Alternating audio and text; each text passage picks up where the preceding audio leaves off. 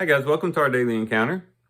Yesterday, we mentioned the protagonist of the story of Esther, and that being Esther herself, who was one individual who saved the whole nation. And today I'd like to focus on the antagonist in the story, Haman, who was one man who almost destroyed the whole nation. And it's interesting when you study his background to find exactly where Haman came from. In Esther chapter 3, it just calls him the Agagite, which scholars aren't really sure what type of people this was, but most likely it ties him back to King Agag of the Amalekites back in 1 Samuel chapter 15.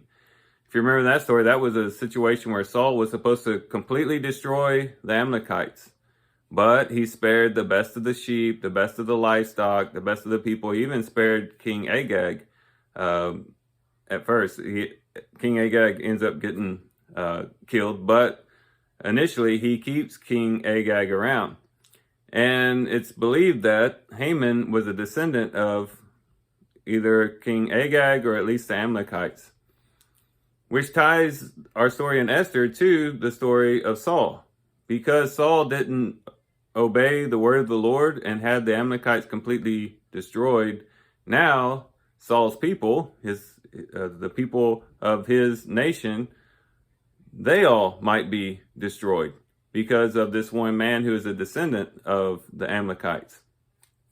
And so we see that one act of disobedience not only affected Saul in his having the nation stripped from him and given to another, but also we see it affecting generations. As a matter of fact, this story takes place around 500 years after that particular story. So 500 years later, this problem creeps up to the surface again, and now God's people are threatened in a very serious way, which ought to sober us and help us to realize how when we have things in our lives that we need to get rid of, things that are antagonistic against our spiritual life, that it ought to be that we don't play around, that we do serious business with those things, because you never know, either tomorrow, next week, or years from now, seeds of that thing, whatever it is that we didn't properly take care of, might crop up again and end up causing damage to our spiritual life.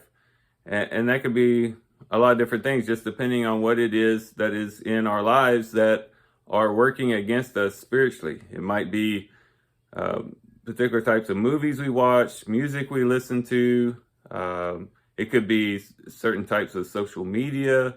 It could be a lot of things, a host of different things that work against us in our spiritual life. But, we get rid of maybe some of it, but we keep a little bit of the rest around, and we kind of let it linger with us, and we don't really do serious business with it, which might end up haunting us in the end and creeping back into our lives and causing us to stumble or to fall once again.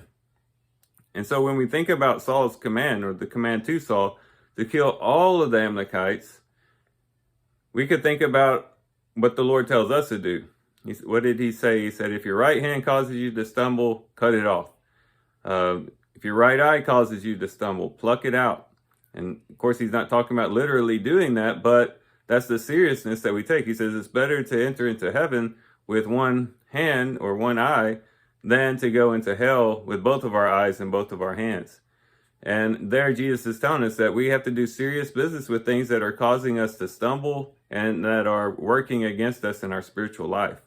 So as we do our reading today, let's kind of do some inventory within and maybe the investigation without, to see, are there things in our lives that are working against us in our spiritual life that continually cause us to stumble, to fall away, and do really serious business with those things, and do what the Lord initially commanded Saul to do, and completely eradicate those things so that they don't later become a problem and end up wreaking havoc on our spiritual lives.